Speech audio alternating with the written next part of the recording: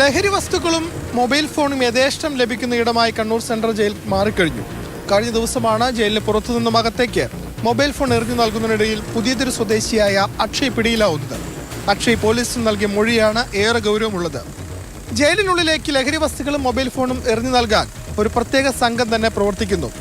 ജയിലിനുള്ളിൽ തടവ് പുള്ളികളെ സന്ദർശിക്കുന്ന ആളുകൾ ധാരണയുണ്ടാക്കും. അതിന്റെ അടിസ്ഥാനത്തിലാണ് ഈ സംഘത്തെ വിവരം അറിയിക്കുന്നത്. ജയിലിനുള്ളിൽ നിന്നും സിഗ്നൽ എന്ന നിലയിൽ തടവുകാർ പുറത്തേക്ക് കല്ലുകളോ മറ്റോ എറിയും. ഇതിന്റെ അടിസ്ഥാനത്തിലാണ് പുറത്തുനിന്ന് മൊബൈൽ ഫോണും ലഹരി വസ്തുക്കളും എറിഞ്ഞു നൽകുന്നത്.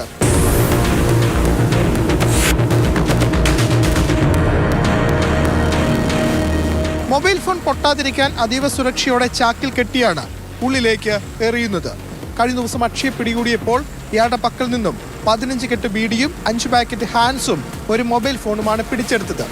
ഈ സംഘത്തെ കേന്ദ്രീകരിച്ചുള്ള അന്വേഷണം പോലീസ് ഊർജിതമാക്കിയിട്ടുണ്ട്. കഴിഞ്ഞ ദിവസം അക്ഷയ്ക്കൊപ്പം മറ്റ് 2 പേർ കൂടി ഉണ്ടായിരുന്നു. അവർ ഓടി രക്ഷപ്പെട്ടു. ഇവർക്കായുള്ള തെരച്ചിലും പോലീസ് ആരംഭിച്ചിട്ടുണ്ട്. കണ്ണൂർ സെൻട്രൽ ജയിലിനുള്ളിൽ കഞ്ചാവും ലഹരി വസ്തുക്കളും മൊബൈൽ ഫോണും ധാരാളമായി പിടികൂടുന്നു എന്നതൊരു പുതിയ വാർത്തയല്ല. പക്ഷേ ഇത് തടയാൻ ഇതുവരെ പോലീസിനോ ജയിൽ ജീവനക്കാർക്കോ കഴിഞ്ഞിട്ടില്ല. ജയിലിന് ചുറ്റും സുരക്ഷ വർദ്ധിപ്പിച്ചാൽ മാത്രമേ ഇത്തരം പ്രശ്നങ്ങൾക്ക് പരിഹാരം കാണാൻ കഴിയൂ.